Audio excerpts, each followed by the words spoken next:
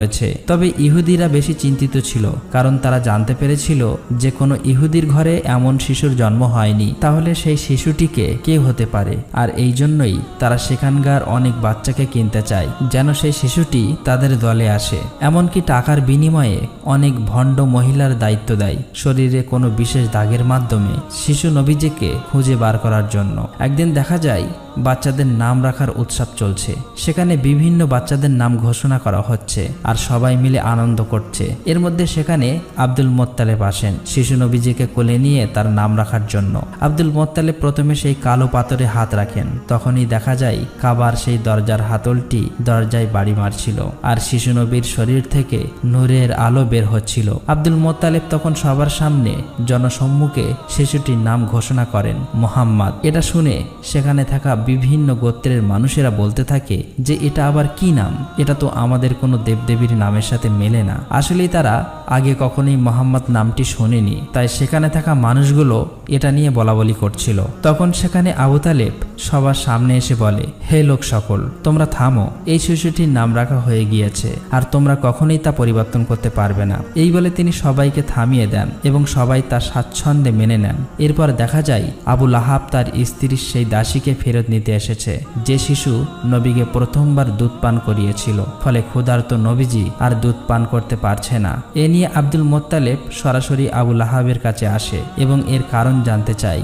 আবু লাহাব তখন বলে, ওই দাসীকে আমার স্ত্রীর উপহার দিয়েছিলাম, তাই তার মালিক হলেন আমার স্ত্রী। এটা শুনে আব্দুল মোত্তালেব বললেন, তুমি মোহাম্মদের চাচা হয়েও এই কথা বলছো? অথচ আমি তো সব সময় মোহাম্মদের জন্য জীবন দিতে প্রস্তুত। তবে আল্লাহই তো মহান, তাই শিশু মোহাম্মদকে বেশি দিন দুগ্ধ কষ্টে থাকতে হয়নি, কারণ সে সময় আরবের রীতি ছিল যে সন্তান জন্ম নেওয়ার পর তাকে দুধপান করানোর জন্য এবং মরুভূমি থেকে দূরের মুক্ত আবহাওয়ায় লালন পালন করানোর জন্য বেদুইন মহিলাদের কাছে দিয়ে দেওয়া হতো এবং নির্দিষ্ট সময়ের পর আবার ফেরত নেওয়া হতো। এর আরেকটি কারণ ছিল বাচ্চাদের বিশুদ্ধ আরবি শেখানো, আর সবকিছুর জন্য বেদুইন মহিলাদের ভালো পরিমাণ অর্থ দেওয়া হতো। প্রতি বছরে একবার করে বেদুইন মহিলারা মক্কায় আসতো বাচ্চা দত্তক নিতে।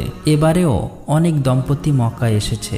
এর মধ্যে একজন দম্পতিকে দেখা যায় তারা বেশ ক্লান্ত ছিল আর তাদের উটটাও ক্লান্ত ছিল, কারণ মরুভূমির উত্তপ্ত গরমের মধ্য দিয়ে অনেক দূরের পথ পাড়ি দিয়ে এখানে আসতে হয়েছে তাদের। তাই প্রথমে তারা বাধ্য হয়ে তাদের উটকে কম দামে বিক্রি করে দেয় এবং বাচ্চা খুঁজতে থাকে। তারা আসতে দেরি করায় ততক্ষণে সব বাচ্চা দত্তক নিয়ে ফেলেছে অন্যান্য মহিলারা। এটা দেখে তাদের মন কিছুটা খারাপ হয়ে যায়। এদিকে কসাই যখন তাদের উটটাকে জবাই করতে যাবে, ঠিক তখনই উটটা উঠে দৌড় দেয় এবং নবীজির বাড়িতে প্রবেশ করে। এটা দেখে ওই মহিলার স্ত্রীও উটের পিছন পিছন নবীজির বাড়িতে প্রবেশ করে। তখন নবীজির মা আমিনা ওই মহিলাকে খুবই ক্লান্ত ও ক্ষুধার্ত দেখে খাওয়ানোর জন্য তাকে ঘরে নিয়ে যায় আর তার শিশু বাচ্চাটিকে দোলনায় শুইয়ে দিতে বলেন। মহিলাটি যখন তার বাচ্চাকে দোলনায় রাখতে যায়, তখন তিনি শিশু মোহাম্মদকে দেখতে পান, যার শরীর থেকে নূরের আলো চমকাচ্ছিল। সেই মহিলা তখন নবীজিকে কোলে তুলে নেন এবং তাকে ক্ষুধার্ত দেখে নিজের দুধ পান করান। আর এই মহিলাই ছিলেন নবীজির দুধমা হালিমা। আসলে নবীজিকে লালন পালনের জন্য বেশি টাকা দেওয়ার সামর্থ্য নেই বলে নবীজিকে তখনও কেউ দত্তক নেয়নি। আসলে নবীজিকে লালন পালনের জন্য বেশি টাকা দেওয়ার সামর্থ্য নেই বলে নবীজিকে তখনও কেউ দত্তক নেয়নি। তাই নবীজির দাদা আব্দুল মোত্তালেব এবং মা আমিনা শিশু নবীজিকে লালন পালনের জন্য এ ব্যাপারে কথা বলেন হালিমা এবং তার স্বামীর সাথে। মা হালিমা এবং তার স্বামী তাতে রাজি হয়ে যায়, যদিও তারা জানতো এই ব্যাপারে তারা ভালো কোনো অর্থ পাবে না। এরপর দেখা যায় মা আমিনা নিজে অনেক কষ্ট পেলেও নবীজিকে দুধমা হালিমার কাছে দিয়ে দেন এবং তাদেরকে দুটি উট এবং একটি গাধা দেওয়া হয়েছিল। হালিমা যখন নবীজিকে নিয়ে তার এলাকায় প্রবেশ করে, তখন সেখানে বৃষ্টি শুরু হয়েছে, অথচ এর আগে বহু বছর এখানে বৃষ্টি হয়নি। পাশাপাশি নবীজি আসার পর থেকেই দুধমা হালিমার ঘর যেন আল্লাহর রহমতে ভরে গিয়েছে। আর এভাবেই কেটে যায় 2 বছর এবং চুক্তি শেষ হওয়ার কারণে দুধমা হালিমা এবং তার স্বামী প্রিয় নবীজিকে ফেরত দেওয়ার জন্য তার মা আমিনার কাছে নিয়ে আসে। নবীজি আসার সাথে সাথেই কাবা ঘর আলোয় ভরে ওঠে। অন্যদিকে মা আমিনা নবীজিকে দেখে দেখে খুশিতে কেঁদে ফেলে। কিন্তু কাবার আশেপাশে তখন একটি মহামারী রোগ ছড়িয়ে পড়েছিল। সেই সাথে নবীজির দাদা আব্দুল মোত্তালেব জানতে পারেন যে ইহুদিরা তখনও নবীজিকে খুঁজে বার করার চেষ্টা করছে। তাই খারাপ কিছুর আশঙ্কা থেকে নবীজিকে রক্ষা করতে আবারও নবীজিকে হালিমার সাথে পাঠিয়ে দেয়। এরপর কেটে যায় আরো 2 বছর। এর মধ্যে হঠাৎ একদিন নবীজির দুধমা হালিমা ভীষণ অসুস্থ হয়ে পড়েন। সেখানকার কবিরাজ এবং তান্ত্রিকরা এসে হালিমাকে সুস্থ করে তোলার চেষ্টা করছে, কিন্তু নবীজি এটা দেখে তান্ত্রিকদের সরিয়ে দেয়। যখনই নবীজি দুধমা হালিমার হাতে হাত রাখে তখনই দেখা যায় দুধমা হালিমা বেশ সুস্থ হয়ে গিয়েছে।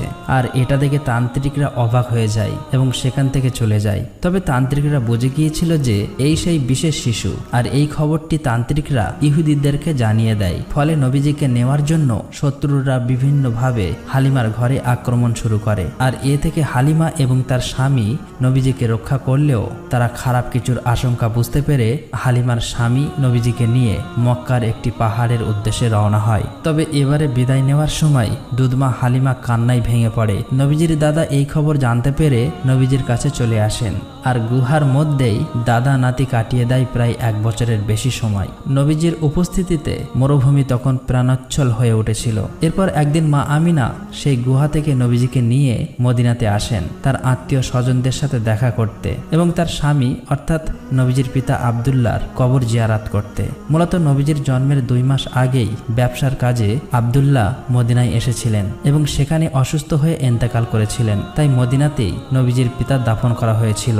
মা আমিনা এখানেই নবীজিকে তার পিতা সম্পর্কে বলতে থাকেন এবং নবীজির সাথে একটা ভালো সময় কাটাতে থাকেন। কিন্তু মাত্র 2 মাসের মধ্যেই মা আমিনা হঠাৎ অসুস্থ হয়ে পড়েন। আর এই অবস্থাতেই নবীজিকে নিয়ে মদিনা থেকে ফেরার পথে মা আমিনাও ইন্তেকাল করেন। ফলে মাত্র 6 বছর বয়সেই নবীজি এতিম হয়ে যান। তবে এই অবস্থাতে ইহুদিরা নবীজির উপর আক্রমণ করলে নবীজির চাচা তাদেরকে প্রতিহত করেন। এরপর আবু তালেব নবীজিকে তার দাদা আব্দুল মোত্তালিবের কাছে মক্কায় নিয়ে আসেন। আব্দুল মোত্তালেব এবং নবীজি সব সময় একসাথেই থাকতেন। এমনকি কাবার রক্ষণাবেক্ষণ এবং মক্কায় হজ করতে আসা মানুষদের দাদার সাথে নবীজিও সহযোগিতা করতেন। তবে সেই সময় একদিন কাবা তওয়াফ করার সময় আব্দুল মোত্তালিব হঠাৎ করে অসুস্থ হয়ে পড়েন। আর এই সুযোগেই নবীজির অহংকারী চাচা আবু লাহাব চাই কুরাইশদের নেতা হতে। কিন্তু কিছুদিনের মধ্যেই আব্দুল মোত্তালেব নবীজিকে তার চাচা আবু তালেবের হাতে তুলে দেয় এবং কিছুদিন পর নবীজির দাদা আব্দুল মোত্তালেব ইন্তেকাল করেন। ফলে মাত্র 8 বছর বয়সে নবীজি একেবারেই একা হয়ে যায়। এরপর চাচা আবু তালেবের সঙ্গে নবীজি মক্কাতে জীবনযাপন করতে থাকে। সেখানে নবীজি ছাগল চড়ানো সহ বিভিন্ন কাজ করতেন। তবে একদিন নবীজি দেখেন যে নবীজির সেই অহংকারী চাচা আবু লাহাব সোয়াইব নামের একজন দাসীকে অন্যের কাছে বিক্রি করে দিচ্ছে। কিন্তু সোয়াইবের স্বামী সেটা না করার জন্য আবু লাহাবকে অনুরোধ করতে থাকেন, কারণ সে অসুস্থ ছিল। উত্তরে আবু লাহাব বলেন, আমার পাওনা অর্থ ফেরত দিয়ে দিলে আমি তাকে আর বিক্রি করব না। তখন পাশে দাঁড়িয়ে থাকা নবীজি চাচা আবু লাহাবকে বললেন, সোয়াইবকে আপনি ছেড়ে দিন, আর আমি নিজেই আপনার অর্থ ফেরত দেব। নবীজির এই মহানুভবের কারণে সোয়াইব সেদিন ছাড়া পেয়ে যায়। মূলত সোয়াইব ছিলেন সেই মহিলা যিনি নবীজিকে সর্বপ্রথম দুধ পান করিয়েছিলেন।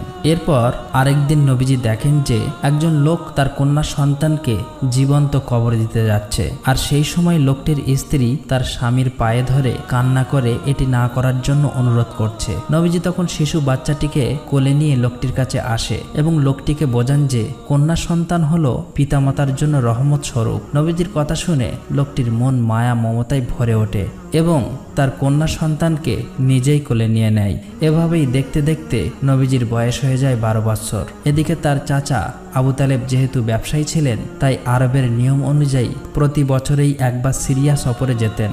তখন নবীজিও বায়না ধরলেন তার চাচার সাথে এবারও সিরিয়া সফরে যাবেন।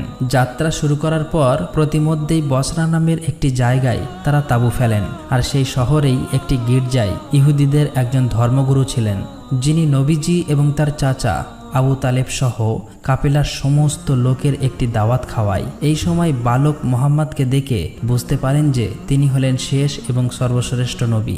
এটা যেমনি তাদের ধর্মগ্রন্থে লেখা ছিল তেমনি তার অন্তর্দৃষ্টি থেকে দেখতে পেয়েছিলেন। এরপর তিনি আবু তালেবকে বলেন যে মোহাম্মদ এখন তোমার আশ্রয়ে আছে, তাই তোমার আরো বেশি সতর্ক হওয়া উচিত। এবং এটাও বলেন যে মোহাম্মদকে নিয়ে তোমার সিরিয়া যাওয়া উচিত হবে না, কারণ সেখানকার ইহুদিরা তাকে ক্ষতি করতে পারে। তাই আবু তালেব তার সিরিয়া যাওয়ার সিদ্ধান্ত বদলে আবারও মক্কার দিকে ফিরে আসতে শুরু করে। তবে প্রতিমধ্যেই তারা সেই ইহুদিকে আহত অবস্থায় দেখতে পায়, যে কিনা বারবার মুহাম্মদ সাল্লাল্লাহু আলাইহি সাল্লামকে ক্ষতি করতে চেয়েছিল। নবীজি তখন তার ঘোড়া থেকে নেমে সেই ইহুদির মুখে পানি তুলে দেয় আর তাকে সমুদ্রের একটি জায়গায় নিয়ে আসেন। সেখানে নবীজি দেখতে পান যে একটি মূর্তির সাথে শিকল দিয়ে একটি মহিলা ও দুটি বাচ্চাকে বেঁধে রাখা হয়েছে কুরবানি দেওয়ার জন্য।